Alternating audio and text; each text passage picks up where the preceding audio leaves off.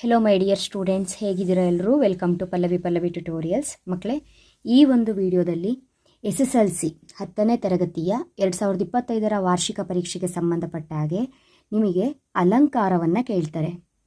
ಅಲಂಕಾರಕ್ಕೆ 3 ಅಂಕಗಳು ಸಿಗುತ್ತೆ. ಕೊಟ್ಟಿರುವಂತಹ ವಾಕ್ಯ ಯಾವ ಅಲಂಕಾರ ಅಂತ ನೀವು ಕಂಡುಹಿಡಿದು ಅದಕ್ಕೆ ಏನು ನೀವು ಬರಿಬೇಕು, ಉಪಮೇಯ ಉಪಮಾನ ಏನು ಬರಿಬೇಕು ಅದನ್ನು ಕರೆಕ್ಟಾಗಿ ಲಕ್ಷಣ ಸಮನ್ವಯ ಎಲ್ಲ ಬರೆದಿದ್ದೇ ಆದರೆ 3 ಅಂಕಗಳು ಗ್ಯಾರಂಟಿ ಸಿಗುತ್ತೆ. ಇದನ್ನು ನಾವು ಫ್ರೀ ಮಾರ್ಕ್ಸ್ ಅಂತಲೇ ಹೇಳ್ಬೋದು. ಕಾರಣ, ಅಲಂಕಾರದ ಬಗ್ಗೆ ಒಂದಿಷ್ಟು ನಾಲೆಡ್ಜನ್ನು ನಾವು ತಗೊಂಡಿದ್ದೇ ಆದರೆ ಈಸಿಯಾಗಿ ಅಲಂಕಾರವನ್ನು ನಾವು ಐಡೆಂಟಿಫೈ ಮಾಡಬಹುದು, ಗುರುತಿಸಬಹುದು. ಅವರು ಯಾವ ಒಂದು ಸೆಂಟೆನ್ಸು, ಯಾವ ಒಂದು ವಾಕ್ಯವನ್ನು ಕೊಟ್ಟರೂ ಕೂಡ ಆ ವಾಕ್ಯ ಯಾವ ಅಲಂಕಾರ ಆಗಿದೆ ಅಂತ ನಾವು ಕಂಡುಹಿಡಿಬೇಕು ಅಂತ ಹೇಳಿದ್ರೆ ಬೇಸಿಕ್ಕಾಗಿ ಅಲಂಕಾರದ ಬಗ್ಗೆ ನಮಗೊಂದಿಷ್ಟು ನಾಲೆಡ್ಜ್ ಇರಬೇಕು. ಈ ವಿಡಿಯೋದಲ್ಲಿ ಅಲಂಕಾರ ಅಂತ ಹೇಳಿದ್ರೆ ಏನು ಅನ್ನೋದನ್ನು ಹೇಳೋದ್ರ ಜೊತೆಗೆ ಗ್ಯಾರಂಟಿ ನಿಮಗೆ 2025ರ ವಾರ್ಷಿಕ ಪರೀಕ್ಷೆಯಲ್ಲಿ ಅಲಂಕಾರಕ್ಕೆ 3 ಅಂಕ ಬಂದೇ ಬರುತ್ತೆ. ಆ 3 ಮಾರ್ಕ್ಸ್ ಬರಲೇಬೇಕು. ಆ ರೀತಿಯಾಗಿ ಹೇಳ್ತಾ ಇದ್ದೀನಿ. ಎಂಡ್ವರೆಗೂ ವಿಡಿಯೋನ ವಾಚ್ ಮಾಡಿ ಕಾನ್ಸೆಪ್ಟನ್ನು ಕರೆಕ್ಟಾಗಿ ಅರ್ಥ ಮಾಡ್ಕೊಳ್ಳಿ. ಹಾಗಾದರೆ ನಮಗೆ ಇವಾಗ SLCಯಲ್ಲಿ ಉಪಮಾ ಅಲಂಕಾರ, ರೂಪಕ ಅಲಂಕಾರ ಮಾತ್ರ ಕೇಳ್ತಾರಾ? ಕೇಳುವಂತಹ ಅಲಂಕಾರಗಳು ನಿಮಗೆ 3. ಆದರೆ ನಿಮಗೆ ಆಲ್ರೆಡಿ ಗೊತ್ತಿದೆ, ನಿಮ್ಮ ವಾರ್ಷಿಕ ಪರೀಕ್ಷಾ ದೃಷ್ಟಿಯಿಂದ ನಿಮಗೆ ಕರ್ನಾಟಕ ಶಾಲಾ ಪರೀಕ್ಷೆ ಮತ್ತು ಮೌಲ್ಯ ನಿರ್ಣಯ ಮಂಡಳಿಯಿಂದ ಪ್ರತಿಯೊಂದು ವಿಷಯಕ್ಕೂ ಕೂಡ 4 ಮಾದರಿ ಪ್ರಶ್ನೆ ಪತ್ರಿಕೆಗಳನ್ನು ಬಿಟ್ಟಿದ್ದಾರೆ. ಸೊ ಈ 4 ಮಾದರಿ ಪ್ರಶ್ನೆ ಪತ್ರಿಕೆಯನ್ನು ಗಮನದಲ್ಲಿಟ್ಕೊಂಡ್ರೆ ನಿಮಗೆ ಕೇಳೋದಕ್ಕೆ ಸಾಧ್ಯತೆ ಇರುವಂತಹ ಅಲಂಕಾರಗಳು 3. ಒಂದು ಉಪಮಾ ಅಲಂಕಾರ, ಇನ್ನೊಂದು ರೂಪಕ ಅಲಂಕಾರ ಹಾಗೂ ಇನ್ನೊಂದು ದೃಷ್ಟಾಂತ ಅಲಂಕಾರ. ಈ ಒಂದು ವಿಡಿಯೋದಲ್ಲಿ ಉಪಮಾ ಅಲಂಕಾರ ಮತ್ತು ರೂಪಕ ಅಲಂಕಾರದ ಬಗ್ಗೆ ಹೇಳ್ಕೊಡ್ತಾ ಇದ್ದೀನಿ. ಕಾರಣ, ಇದು ಎರಡನ್ನು ನೀವು ಕರೆಕ್ಟಾಗಿ ಕಲ್ತ್ಕೊಂಡ್ರೆ ಇದು ಎರಡೂ ಅಲ್ಲಿ ಆಯ್ಕೆ ಆಗಿಲ್ಲ ಅಥವಾ ಇದು ಎರಡರ ಅರ್ಥವೂ ಕೂಡ ಅವ್ರು ಕೊಟ್ಟಿರುವಂತಹ ವಾಕ್ಯಕ್ಕೆ ಬಂದಿಲ್ಲ ಅಂತ ಹೇಳಿದ್ರೆ ಅದು ದೃಷ್ಟಾಂತ ಅಲಂಕಾರ ಅಂತ ನೀವು ಈಸಿಯಾಗಿ ಕಂಡುಹಿಡಿಬೋದು. ಇದು ಎರಡೂ ನಿಮಗೆ ಗೊತ್ತಿರಬೇಕು. ಹಾಗಾದರೆ ಲೇಟ್ ಮಾಡೋದು ಬೇಡ. ಫಸ್ಟು ಉಪಮಾ ಅಲಂಕಾರ. ಉಪಮಾ ಅಲಂಕಾರದ ಅರ್ಥವನ್ನು ನೀವು ತಿಳ್ಕೊಳ್ಳೋದು ತುಂಬಾ ಇಂಪಾರ್ಟೆಂಟು. ನಾವು ಅಲಂಕಾರ ಅಂತ ಹೇಳಿದ್ರೆ ಏನು? ಒಂದು ವಸ್ತುವಿನ ಜೊತೆಗೆ ಇನ್ನೊಂದು ವಸ್ತುವಿಗೆ ಹೋಲಿಕೆ ಮಾಡೋದು ಅಥವಾ ಹೋಲಿಕೆ ಮಾಡದೇ ಇರೋದು ಅಥವಾ ಎರಡೂ ಒಂದೇ ಅಂತ ಹೇಳೋದು ಅಲ್ವಾ? ಒಂದು ವಸ್ತುವನ್ನು ಇನ್ನೊಂದು ವಸ್ತುವಿನ ಜೊತೆಗೆ ಹೋಲಿಕೆ ಮಾಡೋದಕ್ಕೆ ಅಂದರೆ 3 ಸಾಧ್ಯತೆಗಳಿದೆ ನೋಡಿ. ಒಂದು ವಸ್ತುವನ್ನು ಇನ್ನೊಂದು ವಸ್ತುವಿನ ಜೊತೆಗೆ ಹೋಲಿಕೆ ಮಾಡಬಹುದು, ಇಲ್ಲ ಒಂದು ವಸ್ತುವನ್ನು ಇನ್ನೊಂದು ವಸ್ತುವಿನ ಜೊತೆಗೆ ಹೋಲಿಕೆ ಮಾಡದೇ ಇರಬಹುದು, ಅಥವಾ ಒಂದು ವಸ್ತುವಿಗೂ ಮತ್ತೊಂದು ವಸ್ತುವಿಗೂ ಹೋಲಿಕೆ ಆಗದೇ ಇರಬಹುದು. ನಾವು ಹೋಲಿಕೆ ಮಾಡದೇ ಇರೋದೇ ಬೇರೆ, ಹೋಲಿಕೆ ಆಗದೇ ಇರೋದೇ ಬೇರೆ. ಹಾಗಾದರೆ ಅಲಂಕಾರದಲ್ಲಿ ಬರುವಂತಹ ಉಪಮಾ ಅಲಂಕಾರ ಏನು ಹೇಳುತ್ತೆ?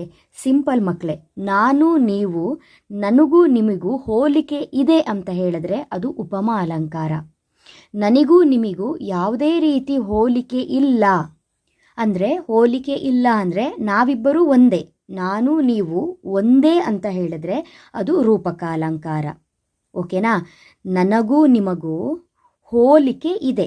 ನನ್ನಂತೆ ನೀವಿದಿರಿ, ನಿಮ್ಮಂತೆ ನಾನಿದ್ದೀನಿ. ಇಲ್ಲಿ ಅಂತೆ, ನಿಮ್ಮಂತೆ ನಾನಿದ್ದೀನಿ, ನನ್ನಂತೆ ನೀವಿದಿರಿ. ಇಲ್ಲೇನಾಯಿತು? ಒಂದಕ್ಕೂ ಇನ್ನೊಂದಕ್ಕೂ ಹೋಲಿಕೆ ಇದೆ. ಈ ಹೋಲಿಸಿ ವರ್ಣನೆ ಮಾಡೋದನ್ನು ನಾವೇನಂತ ಕರಿತೀವಿ? ಉಪಮಾ ಅಲಂಕಾರ ಅಂತ ಕರಿತೀವಿ. ನೆಕ್ಸ್ಟು ಹೋಲಿಕೆ ಇಲ್ಲ ಅಂತ ಹೇಳಿದ್ರೆ ಭೇದ ಇಲ್ಲ. ನನಗೂ ನಿಮಗೂ ಯಾವುದೇ ರೀತಿ ಹೋಲಿಕೆ ಇಲ್ಲ, ಕಾರಣ ನಾನು ನೀವು ಒಂದೇ. ಇದು ರೂಪಕ ಅಲಂಕಾರ. ಯಾವ ರೀತಿ ಆಗೋದಕ್ಕೆ ಅನ್ನೋದಕ್ಕೆ ಒಂದೇ ಉದಾಹರಣೆ ಮೂಲಕ ನಾನು ನಿಮಗೆ ಹೇಳ್ಕೊಡ್ತಾ ಇದ್ದೀನಿ. ಫಸ್ಟು ಉಪಮಾ ಅಲಂಕಾರ.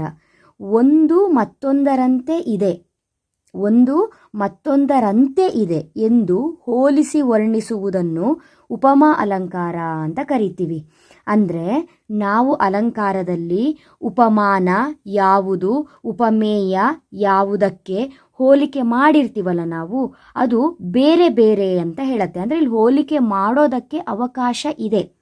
ಒಂದಕ್ಕೂ ಮತ್ತೊಂದಕ್ಕೂ ಹೋಲಿಕೆ ಮಾಡೋದಕ್ಕೆ ಅವಕಾಶ ಇದೆ, ಆದರೆ ಒಂದನ್ನು ಮತ್ತೊಂದಕ್ಕೆ ಹೋಲಿಕೆ ಮಾಡಿರ್ತಾರೆ ಅಷ್ಟೆ. ಇದು ಉಪಮಾ ಅಲಂಕಾರ. ಅಂದರೆ ಹೇಗೆ? ಇಲ್ಲಿ ಸೀತೆಯ ಮುಖ ಕಮಲದಂತೆ ಅರಳಿತು. ಯಾರ ಮುಖ? ಸೀತೆಯ ಮುಖ. ಯಾವುದರಂತೆ? ಕಮಲದಂತೆ.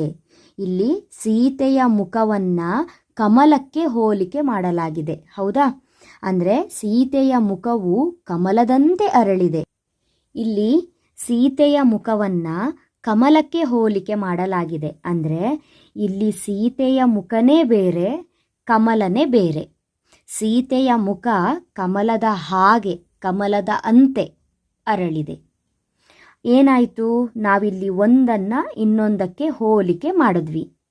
ಅದೇ ಇಲ್ಲೇ ಪಕ್ಕಕ್ಕೆ ಬನ್ನಿ, ಸೀತೆಯ ಮುಖ ಕಮಲ ಅರಳಿತು. ಸೀತೆಯ ಮುಖ ಕಮಲ ಅರಳಿತು. ಇಲ್ಲಿ ಯಾವ ಅಂತೆ ಹಾಗೆ ಇಲ್ಲ. ಓಕೆನಾ? ಇಲ್ಲೇನಾಯಿತು, ಸೀತೆಯ ಮುಖ ಕಮಲ ಅರಳಿತು. ಅಂದರೆ ಸೀತೆಯ ಮುಖನೇ ಕಮಲ, ಸೀತೆಯ ಮುಖನೇ ಕಮಲ, ಸೀತೆಯ ಮುಖ ಕಮಲ ಅರಳಿತು. ಇಲ್ಲಿ ಯಾವುದೇ ರೀತಿಯ ಹೋಲಿಕೆಯನ್ನು ಮಾಡಿಲ್ಲ. ಸೀತೆಯ ಮುಖನೇ ಬೇರೆ, ಕಮಲನೇ ಬೇರೆ ಅಂತ ಭೇದ ಮಾಡಿಲ್ಲ. ಸೀತೆಯ ಮುಖ ಕಮಲ ಅರಳಿತು. ಹಾಗಾದರೆ ಎರಡು ಒಂದೇ ರೀತಿ ಕಾಣಿಸ್ತಾ ಇದೆಯಲ್ಲ ಮೇಡಮ್, ನಾವು ಯಾವ ರೀತಿಯಾಗಿ ಕಂಡುಹಿಡಿಯೋದು? ಕೊಟ್ಟಿರುವಂತಹ ವಾಕ್ಯದಲ್ಲಿ ಅಂತೆ, ಇಲ್ಲಿ ಕಮಲದಂತೆ ಅಂತ ಬಂದಿದೆಯಲ್ಲ, ದಂತೆ ಅಂತ ಹೇಳಿದ್ರೆ ಅಂತೆ, ಅಂತೆ ಅಂತ ಬಂದರೆ, ಅಥವಾ ಹಾಗೆ ಅಂತ ಬಂದರೆ, ಅಥವಾ ನಾವು ಹಳೆಗನ್ನಡ ಬಂದಾಗ ಒಲ್, ಈ ಮೂರು ಪದಗಳು ಅವರು ಕೊಟ್ಟಿರುವಂತಹ ವಾಕ್ಯದಲ್ಲಿ ನಿಮ್ಮ ಕಣ್ಣಿಗೆ ಬಿದ್ದರೆ ಅದು ಉಪಮಾ ಅಲಂಕಾರ. ಸೀತೆಯ ಮುಖ ಕಮಲದ ಹಾಗೆ ಅರಳಿತು, ಸೀತೆಯ ಮುಖ ಕಮಲದಂತೆ ಅರಳಿತು, ಅಂತೆ, ಹಾಗೆ. ಅಲ್ಲೇನಾಯಿತು, ಈ ಅಂತೆ ಹಾಗೆ ಇದು ಹೋಲಿಕೆ ಮಾಡುತ್ತೆ. ಸೀತೆಯ ಮುಖಕ್ಕೂ ಕಮಲಕ್ಕೂ ಹೋಲಿಕೆ ಮಾಡುವಂಥದ್ದು, ಸಂಬಂಧವನ್ನು ಏರ್ಪಡಿಸುವಂತಹ ಒಂದು ಪದ, ಲಿಂಕನ್ನು ಕೊಡುವಂತಹ ಒಂದು ಪದ ಅಂತೆ. ಹಾಗಾಗಿ ಈ ಒಂದು ಪದವನ್ನು ನಿಮ್ಮ ಕಣ್ಣಿಗೆ ಬಿದ್ದರೆ ಇದು ಉಪಮಾ ಅಲಂಕಾರ. ಆದರೆ ಇಲ್ಲಿ ಬನ್ನಿ, ಸೀತೆಯ ಮುಖ ಕಮಲ ಅರಳಿತು. ಇಲ್ಲಿ ಯಾವುದೇ ರೀತಿಯ ಅಂತೆ ಹಾಗೆ ಒಲ್ ಏನೂ ಇಲ್ಲ. ಹಾಗಾಗಿ ಇದು ರೂಪಕ ಅಲಂಕಾರ. ಕರೆಕ್ಟಾಗಿ ತಿಳ್ಕೊಳ್ಳಿ. ಉಪಮಾ ಅಲಂಕಾರ ಅಂತ ಹೇಳಿದ್ರೆ ಒಂದನ್ನು ಇನ್ನೊಂದಕ್ಕೆ ನಾವು ಏನು ಮಾಡ್ತೀವಿ, ಹೋಲಿಕೆ ಮಾಡ್ತೀವಿ. ಅಂದರೆ ಇಲ್ಲಿ ಭೇದ ಕಲ್ಪನೆ ಇದೆ. ಅಂದರೆ ಸೀತೆಯ ಮುಖನೇ ಬೇರೆ, ಕಮಲನೇ ಬೇರೆ ಅನ್ನುವಂತಹ ಭೇದ ಕಲ್ಪನೆ ಇದೆ. ಆದರೆ ರೂಪಕ ಅಲಂಕಾರದಲ್ಲಿ ಭೇದ ಕಲ್ಪನೆ ಇಲ್ಲ, ಇದು ಅಭೇದ ಕಲ್ಪನೆ. ಯಾಕೆ ಗೊತ್ತಾ, ಇಲ್ಲಿ ಸೀತೆಯ ಮುಖನೇ ಬೇರೆ, ಕಮಲನೇ ಬೇರೆ ಅಂತ ಎಲ್ಲೂ ಕೂಡ ಹೇಳಿಲ್ಲ. ನಾವು ಹೇಳಿರೋದೇ ಸೀತೆಯ ಮುಖ ಕಮಲ, ಒಂದೇ ಪದ, ಸೀತೆಯ ಮುಖ ಕಮಲ ಅರಳಿತು. ಹಾಗಾದರೆ ಉಪಮೇಯ ಉಪಮಾನ ಇರಲ್ವಾ? ಇರುತ್ತೆ. ಆದರೆ ಇಲ್ಲಿ ಉಪಮಾ ವಾಚಕ ಇರಲ್ಲ, ಜಾಯಿಂಟ್ ಮಾಡುವಂತಹ ಪದ ಇರಲ್ಲ, ವಾಚಕ ಪದ ಇರೋದಿಲ್ಲ, ಹೋಲಿಕೆಯ ಪದ ಇಲ್ಲಿ ಇರೋದಿಲ್ಲ. ಹೋಲಿಸಿ ಬರೆಯುವ ಪದ ಉಪಮಾ ಅಲಂಕಾರದಲ್ಲಿ ಮಾತ್ರ ಇರುತ್ತೆ, ರೂಪಕ ಅಲಂಕಾರದಲ್ಲಿ ಇರಲ್ಲ. ಉಪಮೇಯ ಉಪಮಾನ ಎರಡೂ ಕಡೆ ಇರುತ್ತೆ. ಅಂತ ಹೇಳಿದ್ರೆ ಯಾವುದು ಯಾವುದರ ಹಾಗೆ, ಯಾವುದು ಯಾವುದರ ಹಾಗೆ ಅನ್ನೋದಿರುತ್ತೆ, ಉಪಮೇಯ ಉಪಮಾನ ಇರುತ್ತೆ. ಆದರೆ ಉಪಮಾ ವಾಚಕ ಇರೋದಿಲ್ಲ, ಎಲ್ಲಿ ರೂಪಕ ಅಲಂಕಾರದಲ್ಲಿ ಇರೋಲ್ಲ. ಕಾರಣ ಇಲ್ಲಿ ಜೋಡಿಸುವ ಪದ ಅಥವಾ ಹೋಲಿಕೆಯ ಪದ ಅಥವಾ ಇಲ್ಲಿ ಭೇದ ಮಾಡುವಂತಹ ಪದ ಇಲ್ಲಿ ಇರೋದಿಲ್ಲ. ಯಾಕಂದರೆ ಇದು ಅಭೇದ ಕಲ್ಪನೆ. ಇಲ್ಲಿ ಸೀತೆಯ ಮುಖ ಕಮಲ ಅರಳಿತು, ಸೀತೆಯ ಮುಖವೇ ಕಮಲ ಅನ್ನುವಂತಹ ಒಂದು ಭೇದವಿಲ್ಲದ ಅಥವಾ ಎರಡೂ ಸಹ ಒಂದೇ ಅಂತ ಹೇಳುವಂತಹ ಒಂದು ಅಲಂಕಾರ ಯಾವುದಾಗಿರುತ್ತೆ? ರೂಪಕ ಅಲಂಕಾರ. ಯಾಕೆ ಇಷ್ಟೋ ತನಕ ಹೇಳಿದು ಅಂತ ಹೇಳಿದ್ರೆ, ನಿಮಗೆ ಕೊಟ್ಟಿರುವಂತಹ 4 ಮಾದರಿ ಪ್ರಶ್ನೆ ಪತ್ರಿಕೆಯಲ್ಲಿ ಅವರು ಉಪಮಾ ಅಲಂಕಾರವನ್ನು ಕೂಡ ಕೊಟ್ಟಿದ್ದಾರೆ, ರೂಪಕ ಅಲಂಕಾರವನ್ನು ಕೂಡ ಕೊಟ್ಟಿದ್ದಾರೆ. ಹಾಗಾದರೆ ಉಪಮಾ ಅಲಂಕಾರದಲ್ಲಿ ಯಾವ ರೀತಿಯಾಗಿ ಹೇಳಿದ್ದಾರೆ ಇಲ್ಲಿ ನೋಡಿ. ವಸಂತ ಮಾಸದಲ್ಲಿ ಹೂ ಬಿಟ್ಟ ಮರಗಿಡಗಳು ಮಧುವಣಗಿತ್ತಿಯಂತೆ ಕಂಗೊಳಿಸುತ್ತಿದ್ದವು. ಅದೇ ರೀತಿಯಲ್ಲಿ ಇನ್ನೊಂದು ಮಾದರಿ ಪ್ರಶ್ನೆ ಪತ್ರಿಕೆಯಲ್ಲಿ ಕೇಳಿದರೆ, ನನ್ನ ಧೈರ್ಯದ ಭೂಮಿ ಕಾಲಡಿಯೇ ಕುಸಿಯುತ್ತಿದೆ, ನನ್ನ ಧೈರ್ಯದ ಭೂಮಿ ಕಾಲಡಿಯೇ ಕುಸಿಯುತ್ತಿದೆ. ಇಲ್ಲಿ ಯಾವುದೇ ರೀತಿಯ ಹೋಲಿಕೆ ಮಾಡುವಂತಹ ಅಥವಾ ಒಂದು ಸಂಪರ್ಕವನ್ನು ಏರ್ಪಡಿಸುವಂತಹ, ಉಪಮೇಯ ಮತ್ತು ಉಪಮಾನಕ್ಕೆ ಸಂಪರ್ಕವನ್ನು ಏರ್ಪಡಿಸುವಂತಹ ಯಾವುದೇ ಪದಗಳಿಲ್ಲ. ಅಂತೆ ಇಲ್ಲ, ಹಾಗೆ ಇಲ್ಲ, ಒಲ್ ಇಲ್ಲ. ಹಾಗಾಗಿ ಇದು ರೂಪಕ ಅಲಂಕಾರ. ನನ್ನ ಧೈರ್ಯದ ಭೂಮಿ ಕಾಲಡಿಯೇ ಕುಸಿಯುತ್ತಿದೆ. ಸೊ ಮಾದರಿ ಪ್ರಶ್ನೆ ಪತ್ರಿಕೆಯಲ್ಲಿ ಕೊಟ್ಟಿರುವಂತಹ ರೂಪಕ ಅಲಂಕಾರ ಆಗಿರಬಹುದು, ಉಪಮಾ ಅಲಂಕಾರ ಆಗಿರಬಹುದು, ಈಸಿಯಾಗಿ ಫೈಂಡ್ ಔಟ್ ಮಾಡಬೇಕು ಅಂತ ಹೇಳಿದ್ರೆ ಇಲ್ಲಿ ನಾನು ಸೀತೆಯ ಮುಖ ಕಮಲದಂತೆ ಅರಳಿತು, ಸೀತೆಯ ಮುಖ ಕಮಲ ಅರಳಿತು ಅಂತ ಹೇಳಿದ್ದೀನಲ್ಲ, ಇದು ಒಂದೇ ವಾಕ್ಯವನ್ನು 2 ಅಲಂಕಾರಕ್ಕೆ ಹಾಕಿ ಯಾವ ರೀತಿಯಾಗಿ ಸ್ಟೆಪ್ ಬೈ ಸ್ಟೆಪ್ ಬರಿಬೇಕು ಅನ್ನೋದನ್ನು ಹೇಳ್ತೀನಿ. ಕಾರಣ ಆ ಸ್ಟೆಪ್ಪಿಗಾಗಿನೇ 3 ಮಾರ್ಕ್ಸ್ ಇರೋವಂಥದ್ದು. ಸುಮ್ಮನೆ ನೀವು ಉಪಮೇಯ ಉಪಮಾನ ಅಂತ ಬರೆದಿಟ್ಟು ಬಂದರೆ ನಿಮಗೆ ಮಾರ್ಕ್ಸು ಸಿಗೋದಿಲ್ಲ. ಹಾಗಾಗಿ ಯಾವ ರೀತಿಯಾಗಿ ಬರಿಬೇಕು, ವಿಧಾನ ಹೇಗೆ ಅನ್ನೋದನ್ನು ಹೇಳ್ಕೊಡ್ತೀನಿ. ಫಸ್ಟು ನಾವು ಸೀತೆಯ ಮುಖ ಕಮಲದಂತೆ ಅರಳಿತು ಅಂತೆ, ಸೀತೆಯ ಮುಖ ಕಮಲದಂತೆ ಅರಳಿತು ಅಂತೆ. ಇಲ್ಲಿ ಏನಾಗಿದೆ, ಹೋಲಿಕೆ ಬಂದಿದೆ, ಅಂತೆ ಇದೆ. ಹಾಗಾಗಿ ಯಾವ ರೀತಿಯಾಗಿ ಬರೆಯೋದು, ಫಸ್ಟು ಅಂತೆ ಇದ್ದಿದ್ದಕ್ಕಾಗಿ ನಾನು ಕಂಡುಹಿಡಿದೆ ಇದು ಉಪಮಾ ಅಲಂಕಾರ. ಇದಿಲ್ಲಿದೆಯಲ್ಲ ಈ ಪಾಯಿಂಟ್ಸು, ಇದೆಲ್ಲ ನೀವೇ ಬರಿಬೇಕು. ಈ ಪಾಯಿಂಟ್ಸ್ ಎಲ್ಲ ನೀವು ಕಲ್ತ್ಕೊಳ್ಬೇಕು. ಇಲ್ಲಿ ಮಾತ್ರ ಚೇಂಜ್ ಆಗುತ್ತೆ, ಈ ಪಾಯಿಂಟ್ ಎಲ್ಲ ಸೇಮ್ ಇರುತ್ತೆ. ಅಲಂಕಾರ, ಉಪಮಾ ಅಲಂಕಾರ, ರೂಪಕ ಆದರೆ ಅಲಂಕಾರ, ರೂಪಕ ಅಲಂಕಾರ, ಹಾಗಾಗತ್ತೆ ಅಷ್ಟೇ. ಅಲಂಕಾರ, ಉಪಮಾ ಅಲಂಕಾರ ಅಂತ ಬರೀರಿ. ಆಮೇಲೆ ಲಕ್ಷಣ ಬರಿಬೇಕು. ನಿಮಗೆ ಗೊತ್ತಿದೆ ಉಪಮಾ ಅಲಂಕಾರ ಅಂತ ಹೇಳಿದ್ರೆ 2 ವಸ್ತುವಿಗೂ ಹೋಲಿಕೆ ಇದೆ ಅಂತ ಅಲ್ವಾ. ಉಪಮಾ ಅಲಂಕಾರ ಅಂದರೆ 2 ವಸ್ತುವಿಗೂ ಹೋಲಿಕೆ ಇದೆ. ಲಕ್ಷಣ, 2 ವಸ್ತುಗಳಿಗಿರುವ ಸಾದೃಶ್ಯ ಸಂಪತ್ತನ್ನು ಪರಸ್ಪರ ಹೋಲಿಸಿ ವರ್ಣಿಸಿದರೆ ಅದು ಉಪಮಾ ಅಲಂಕಾರ. ನಿಮಗೇನಾದರೂ ಈ ಸಾದೃಶ್ಯ ಸಂಪತ್ತು ಈ ಪದವೆಲ್ಲ ಬರೀಲಿಕ್ಕೆ ಗೊತ್ತಾಗಿಲ್ಲ ಅಂತ ಹೇಳಿದ್ರೆ ಮಕ್ಕಳೇ, ಲಕ್ಷಣ ಅಂತ ಬರೀರಿ. 2 ವಸ್ತುಗಳಿಗೆ ಪರಸ್ಪರ ಹೋಲಿಸಿ ವರ್ಣಿಸಿದರೆ ಅದು ಉಪಮಾ ಅಲಂಕಾರ. 2 ವಸ್ತುಗಳ ನಡುವೆ ಹೋಲಿಕೆಯನ್ನು ಮಾಡಿ ಪರಸ್ಪರ ಹೋಲಿಸಿ ವರ್ಣಿಸಿದರೆ ಅದು ಉಪಮಾ ಅಲಂಕಾರ. ಈ ರೀತಿಯಾಗೂ ಬರೀಬಹುದು. ಹಾಗಾದರೆ ಇಲ್ಲಿ ಸೀತೆಯ ಮುಖ ಕಮಲದಂತೆ ಅರಳಿತು ಕೊಟ್ಟಿದ್ದಾರಲ್ಲ, ಇದರಲ್ಲಿ ಉಪಮೇಯ ಮತ್ತು ಉಪಮಾನ ಯಾವುದು? ಉಪಮೇಯ, ಉಪಮೇಯ ಯಾವುದು? ಉಪಮೇಯ ಯಾವುದು? ಸೀತೆಯ ಮುಖ. ಉಪಮೇಯ ಯಾವುದು? ಸೀತೆಯ ಮುಖ. ಉಪಮಾನ ಯಾವುದರಂತೆ? ಸೀತೆಯ ಮುಖ ಯಾವುದರಂತೆ ಅರಳಿದೆ? ಕಮಲದಂತೆ. ಉಪಮೇಯ ಯಾವುದು? ಸೀತೆಯ ಮುಖ. ಉಪಮಾನ ಯಾವುದರಂತೆ? ಕಮಲದಂತೆ. ಅಲ್ಲಿಗೆ ಉಪಮಾನ ಕಮಲ. ಉಪಮಾ ವಾಚಕ ಅಂತ ಕರಿತೀವಿ, ಜಾಯಿಂಟ್ ಲೆಟರು. ಉಪಮಾ ವಾಚಕ ಅಥವಾ ವಾಚಕ ಪದ. ವಾಚಕ ಪದ. ಇಲ್ಲಿ ಸೀತೆಯ ಮುಖವನ್ನು ಕಮಲದಂತೆ ಅಂತ ನಾವು ಹೇಳಿದ್ವಲ್ಲ, ಈ ಅಂತೆ ಏನಿದೆ ಇದು ಉಪಮಾ ವಾಚಕ. ಅಥವಾ ಅಂತೆ ಜಾಗದಲ್ಲಿ ಯಾವುದು ಬರಬಹುದು? ಹಾಗೆ ಬರಬಹುದು ಅಥವಾ ಒಲ್ ಬರಬಹುದು. ಓಕೆನಾ? ಇಲ್ಲಿ ಅಂತೆ ವಾಚಕ ಪದ ಅಥವಾ ಉಪಮಾ ವಾಚಕ. ಇಲ್ಲಿ ಏನು ಸ್ಟೆಪ್ ಇದೆ? ರೂಪಕ ಅಲಂಕಾರಕ್ಕೂ ಇದು ಸೇಮ್ ಇರುತ್ತೆ, ಆದರೆ ಉಪಮಾ ವಾಚಕ ಇರಲ್ಲ. ಉಪಮಾ ವಾಚಕ ಒಂದೇ ಇರಲ್ಲ, ಕಾರಣ ಅಲ್ಲಿ ಅಂತೆ ಹಾಗೆ ಇರಲ್ವಲ್ಲ, ಅದಕ್ಕೋಸ್ಕರ ಉಪಮಾ ವಾಚಕ ಇರಲ್ಲ. ಸಮಾನ ಧರ್ಮ. ಏನು ಸಮಾನ ಧರ್ಮ? ಇಲ್ಲಿ ಸೀತೆಯ ಮುಖ ಒಂದು, ಕಮಲದ ಹಾಗೆ ಅಂದರೆ ಕಮಲದ ಅಂತೆ. ಸೀತೆಯ ಮುಖವು ಕಮಲದ ಹಾಗೆ ಅರಳಿದೆ. ಇಲ್ಲಿ ಸೀತೆಯ ಮುಖನೂ ಕೂಡ ಅರಳಿದೆ, ಕಮಲವೂ ಕೂಡ ಅರಳಿದೆ. ಅರ್ಥ ಮಾಡ್ಕೊಳ್ಳಿ. ಸೀತೆಯ ಮುಖ ಕಮಲದ ಹಾಗೆ ಅರಳಿದೆ, ಕಮಲವೂ ಅರಳಿದೆ, ಸೀತೆಯ ಮುಖವೂ ಅರಳಿದೆ. ಇಲ್ಲಿ ಸಮಾನ ಧರ್ಮ ಅಂತ ಹೇಳಿದ್ರೆ ಸೀತೆಯ ಮುಖನೂ ಕೂಡ ಅರಳಿರೋದು, ಕಮಲವೂ ಕೂಡ ಅರಳಿರೋದು. ಹಾಗಾಗಿ ಸಮಾನ ಧರ್ಮ ಅರಳುವಿಕೆ ಅಥವಾ ಅರಳುವುದು. ನೆಕ್ಸ್ಟು ಸಮನ್ವಯ ಬರಿಬೇಕು. ಸಮನ್ವಯವನ್ನು ಹೇಗೆ ಬರಿತೀವಿ ಅಂತ ಹೇಳಿದ್ರೆ, ಇಲ್ಲಿ ಸಮನ್ವಯ ಅಂತ ಹೇಳಿದ್ರೆ ಹೋಲಿಕೆ ಇದೆ ಅಲ್ಲ, ನಾವು ಒಂದಕ್ಕೊಂದು ವರ್ಣನೆ ಮಾಡಿದ್ದೀವಲ್ಲ, ವರ್ಣಿಸಿ ಬರೆದಿದ್ದೀವಲ್ಲ, ಸಮನ್ವಯ. ಇಲ್ಲಿ ಈ ಒಂದು ರೂಪಕ ಅಲಂಕಾರದಲ್ಲಿ ಉಪಮೇಯವಾದ ಸೀತೆಯ ಮುಖವನ್ನು ಉಪಮಾನವಾದ ಕಮಲಕ್ಕೆ ಪರಸ್ಪರ ಹೋಲಿಕೆ ಮಾಡಿ ವರ್ಣಿಸಲಾಗಿದೆ. ಆದ್ದರಿಂದ ಈ ವಾಕ್ಯವು ಉಪಮಾಲಂಕಾರಕ್ಕೆ ಉದಾಹರಣೆಯಾಗಿದೆ. ಹಾಗಾದರೆ ಇದೇ ಒಂದು ಪಾಯಿಂಟನ್ನು ನಾವು ಸೀತೆಯ ಮುಖ ಕಮಲ ಅರಳಿತು ಅಂತ ತಗೊಂಡ್ರೆ ರೂಪಕ ಅಲಂಕಾರಕ್ಕೆ ಯಾವ ರೀತಿಯಾಗಿ ಬರಿಬೇಕು? ಇಲ್ಲಿ ಈಗ ಜಸ್ಟ್ ನಾ ಈ ಲೈನ್ ನೋಡಿದೆ, ಸೀತೆಯ ಮುಖ ಕಮಲ ಅರಳಿತು. ಈ ಒಂದು ವಾಕ್ಯದಲ್ಲಿ ಯಾವುದೇ ರೀತಿಯ ಅಂತೆ ಕಾಣಿಸ್ತಾ ಇಲ್ಲ, ಯಾವುದೇ ರೀತಿಯ ಹಾಗೆ ನನಗೆ ಕಾಣಿಸ್ತಾ ಇಲ್ಲ. ಹಾಗಾಗಿ ನಾನಿದನ್ನು ಅಂದ್ಕೊಂಡೆ ಇದು ರೂಪಕ ಅಲಂಕಾರ. ಕರೆಕ್ಟಾ ಮಕ್ಕಳೇ? ಅಲ್ಲಿಗೆ ಅಲಂಕಾರ, ರೂಪಕ ಅಲಂಕಾರ. ಲಕ್ಷಣ ಬರಿಬೇಕು. ಉಪಮೇಯ ಉಪಮಾನಗಳಿಗೆ ಭೇದವು ಕಂಡು ಬರದೆ ಅಥವಾ ಯಾವುದೇ ಭೇದವಿಲ್ಲದೆ ಅಂತ ಬೇಕಾದರೂ ಬರೀರಿ. ಉಪಮೇಯ ಉಪಮಾನಗಳಿಗೆ ಯಾವುದೇ ಭೇದವಿಲ್ಲದೆ ಅವೆರಡೂ ಒಂದೇ ಎಂದು ಹೋಲಿಸಿ ವರ್ಣಿಸಿದರೆ ಅದು ರೂಪಕ ಅಲಂಕಾರ.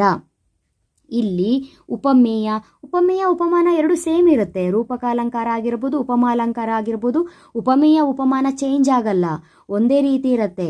ಚೇಂಜ್ ಏನು ಅಂತ ಹೇಳಿದ್ರೆ ಉಪಮಾ ಅಲಂಕಾರದಲ್ಲಿ ಅಂತೆ ವಾಚಕ ಪದ ಬರುತ್ತೆ, ಆದರೆ ರೂಪಕ ಅಲಂಕಾರದಲ್ಲಿ ವಾಚಕ ಪದ ಇರೋದಿಲ್ಲ, ಅಷ್ಟೇ ವ್ಯತ್ಯಾಸ. ಉಪಮೇಯ ಯಾವುದು? ಉಪಮೇಯ ಯಾವುದು? ಸೀತೆಯ ಮುಖ. ಉಪಮಾನ ಯಾವುದರಂತೆ? ಕಮಲದಂತೆ. ಉಪಮೇಯ ಸೀತೆಯ ಮುಖ, ಉಪಮಾನ ಕಮಲ. ಇಲ್ಲಿ ಅಂತೆ ಹಾಗೆ ಇಲ್ಲ, ಹಾಗಾಗಿ ವಾಚಕ ಪದ ಇಲ್ಲ. ಜಸ್ಟ್ ಉಪಮೇಯ ಉಪಮಾನ ಬರೆದಿಟ್ರಾಯ್ತು. ನೆನ್ಪಿಟ್ಕೊಳ್ಳಿ, ರೂಪಕ ಅಲಂಕಾರದಲ್ಲಿ ಉಪಮೇಯ ಉಪಮಾನ ಮಾತ್ರ ಬರುತ್ತೆ, ವಾಚಕ ಪದ ಬರಲ್ಲ.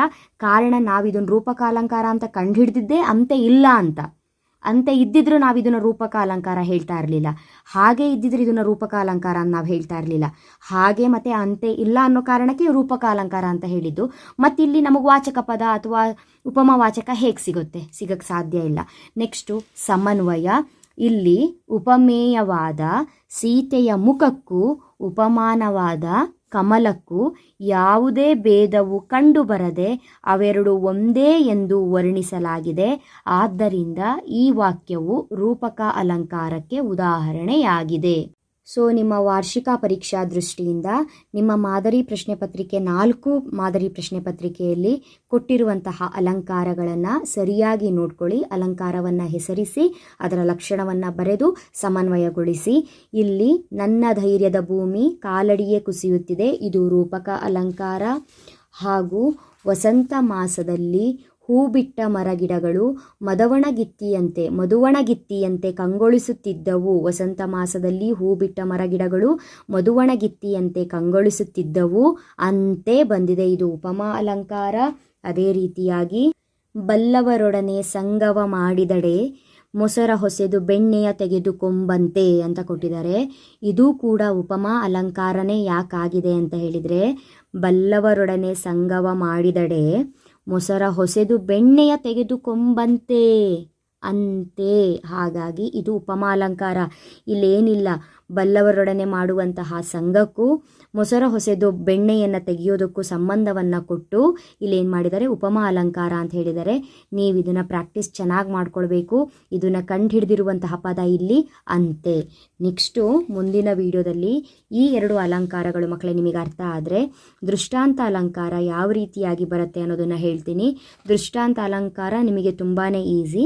ಕಾರಣ ಕೊಟ್ಟಿರುವಂತಹ 2 ವಾಕ್ಯ ಇಲ್ಲಿ ನೋಡಿ, ಮಾತು ಬಲ್ಲವನಿಗೆ ಜಗಳವಿಲ್ಲ, ಊಟ ಬಲ್ಲವನಿಗೆ ರೋಗವಿಲ್ಲ. ಇಲ್ಲಿ ಯಾವುದೇ ರೀತಿಯ ಅಂತೆ ಹಾಗೆ ಇಲ್ಲ, ಇದು ಉಪಮಾ ಅಲಂಕಾರ ಅಲ್ಲ. ಯಾವುದೇ ರೀತಿಯ ಅಂತೆ ಹಾಗೆ ಇಲ್ಲ ಅಂದ ತಕ್ಷಣ ಅದು ರೂಪಕ ಅಲಂಕಾರನೇ ಆಗಲ್ಲ. ಕಾರಣ 2 ಬೇರೆ ಬೇರೆ ವಾಕ್ಯಗಳು ಇದೆ. 2 ಬೇರೆ ಬೇರೆ ವಾಕ್ಯಗಳಿದೆ. ಒಂದು ವಾಕ್ಯ ಇನ್ನೊಂದು ವಾಕ್ಯದ ಬಿಂಬ ಪ್ರತಿಬಿಂಬವಾಗಿದೆ. ಕನ್ನಡಿ ಮುಂದೆ ನಿಂತ್ಕೊಳ್ತೀವಲ್ಲ ನಾವು, ಅವಾಗ ಕನ್ನಡಿ ಮುಂದೆ ಇದ್ದರೆ ನಾವು ನಮಗೂ ಕನ್ನಡಿ ಒಳಗೆ ಕಾಣುವಂತಹ ಪ್ರತಿಬಿಂಬಕ್ಕೂ ಹೋಲಿಕೆ ಇರುತ್ತೆ. ಆದರೆ ನಾವೇ ಬೇರೆ, ಕನ್ನಡಿನೇ ಬೇರೆ. ಆದರೆ 2 ವಾಕ್ಯ ಆಗತ್ತೆ. ನಾನು ಒಂದು ವಾಕ್ಯ, ಕನ್ನಡಿನೂ ಒಂದು ವಾಕ್ಯ. ಹಾಗಾಗಿ 2 ವಾಕ್ಯಗಳು ಇದ್ದು ಒಂದು ವಾಕ್ಯ ಇನ್ನೊಂದು ವಾಕ್ಯದ ಬಿಂಬ ಪ್ರತಿಬಿಂಬ ಭಾವದಂತೆ ಕಂಡು ಬಂದರೆ ಅದನ್ನು ನಾವು ದೃಷ್ಟಾಂತ ಅಲಂಕಾರ ಅಂತ ಕಂಡುಹಿಡಿತೀವಿ. ಹಾಗಾಗಿ ಮಾತು ಬಲ್ಲವನಿಗೆ ಜಗಳವಿಲ್ಲ ಒಂದು ವಾಕ್ಯ, ಅದೇ ರೀತಿಯಾಗಿ ಊಟ ಬಲ್ಲವನಿಗೆ ರೋಗವಿಲ್ಲ ಇನ್ನೊಂದು ವಾಕ್ಯ. 2 ಬೇರೆ ಬೇರೆ ವಾಕ್ಯಗಳು ಉಪಮೇಯ ಉಪಮಾನವಾಗಿದೆ.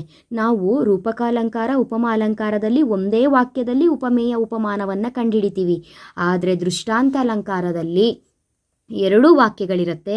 ಒಂದು ವಾಕ್ಯ ಉಪಮಾನ ಆದರೆ ಇನ್ನೊಂದು ವಾಕ್ಯ ಉಪಮೇಯ ಆಗತ್ತೆ.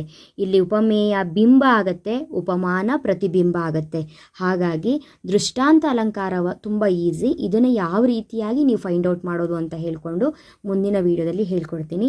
ಈ ವಿಡಿಯೋ ನಿಮಗೇನಾದರೂ ಇಷ್ಟ ಆಯಿತು, ಅರ್ಥ ಆಯಿತು ಅಂತ ಹೇಳಿದ್ರೆ ಮುಂದಿನ ವೀಡಿಯೋಸ್ಗಳ ನೋಟಿಫಿಕೇಷನ್ಗಾಗಿ ನಮ್ಮ ಚಾನಲ್ ಪಲ್ಲವಿ ಟ್ಯುಟೋರಿಯಲ್ಸ್ನ ಸಬ್ಸ್ಕ್ರೈಬ್ ಮಾಡಿಕೊಂಡು ಆಲ್ ಬಟನ್ನ ಕ್ಲಿಕ್ ಮಾಡ್ಕೊಳ್ಳಿ.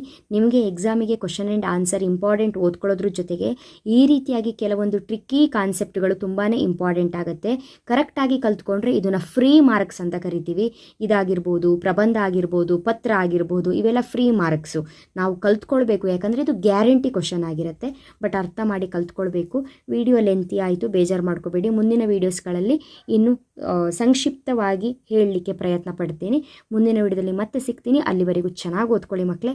ಎಕ್ಸಾಮ್ ಚೆನ್ನಾಗಾಗುತ್ತೆ, ಟೆನ್ಷನ್ ಮಾಡ್ಕೋಬೇಡಿ. 2025ರ ವಾರ್ಷಿಕ ಪರೀಕ್ಷೆಯ ಅಷ್ಟೂ ವಿಷಯಗಳು ನಿಮಗೆ ಚೆನ್ನಾಗಾಗಲಿ, ಒಳ್ಳೆಯದಾಗಲಿ. All the best. Thank you.